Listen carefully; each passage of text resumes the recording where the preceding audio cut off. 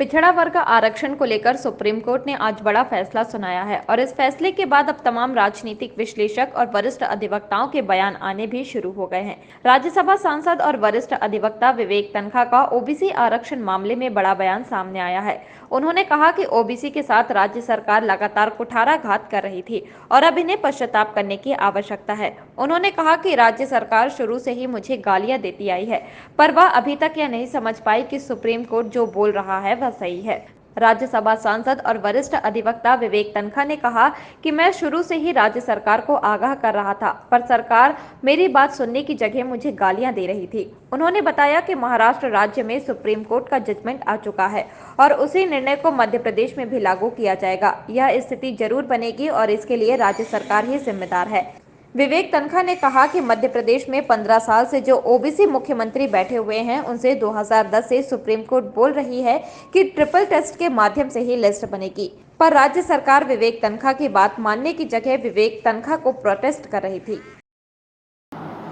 सबको आगाह कर रहा था कि महाराष्ट्र का जजमेंट हो चुका है, सुप्रीम कोर्ट महाराष्ट्र के जजमेंट को मध्य प्रदेश में फॉलो करेंगी और ये स्थिति बनेगी। और इस स्थिति के लिए मैंने उस वक्त भी बोला था और आज भी बोल रहा हूँ, स्टेट गवर्नमेंट जिम्मेदार है।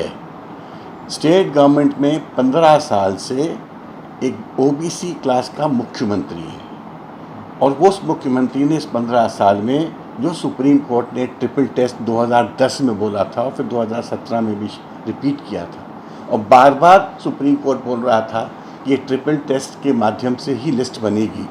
इतना समय था, रादर देन विवेक तन्खा की एफिजी जला रहे हो या विवेक तन्खा के अगेंस्ट प्रोटेस्ट कर रहे हो, घेरने की कोशिश कर रहे हो। अरे विवेक तन्खा तुमको अकल की बात बता रहा था, ये बोल रहा था सुप्रीम कोर्ट के जजमेंट पे ध्यान दो। ये जो तुम विधेयक लाए थे, ऑर्डिनेंस लाए थे उस वक्त पंचायत चुनाव को रोकने के लिए, और मैंने कहा था वो अनकॉन्स्टिट्यूशनल है, क्यों टाइम बर्बाद कर रहे हो आप। वो जो डिलिमिटेशन हो चुका था उसी पे चुनाव कराइए, जो आज सुप्रीम कोर्ट का आदेश है, और अब कॉन्सेंट्रेट करिए ओबीसी रिजर्वेशन पे। किस प्रकार से ओबीसी रिजर्वेशन हो सकता है, किस प्रकार से ट्रिपल टेस्ट फॉलो हो सकता है, ये सब ना देख के उनको लग रहा था कांग्रेस पे ठीकरा फोड़ो, विवेक तन्खा पे फोड़ो और ताली बजाओ।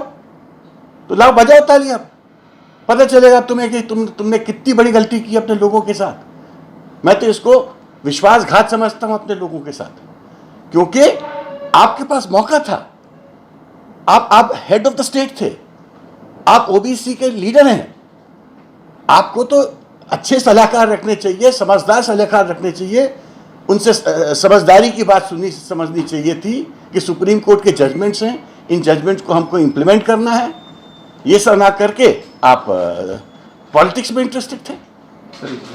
तो मेरे को तो बड़ा अफसोस है कि हमारे ओबीसी भाइयों के लिए अब उनको भाई बहनों को रुकना पड़ेगा।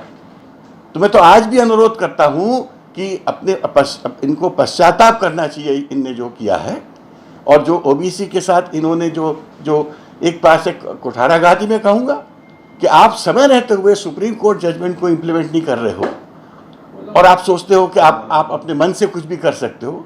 ऐसा इस देश में नहीं होता, कि हमारे देश में एक संविधान है और हम सब उस संविधान के साथ चलते हैं। वरिष्ठ अधिवक्ता विवेक तन्खा ने कहा कि मैं लगातार राज्य सरकार को आगाह कर रहा था कि वह सुप्रीम कोर्ट के निर्णय पर ध्यान दे और जो विधेयक उन्होंने पंचायत चुनाव को रोकने लाया था वह सही नहीं है। क्यों अपना समय बर्बाद कर रहे हैं, जो डिलिमिटेशन हो चुका है उसी पर चुनाव करवाए, जो आज सुप्रीम कोर्ट का आदेश भी आया है।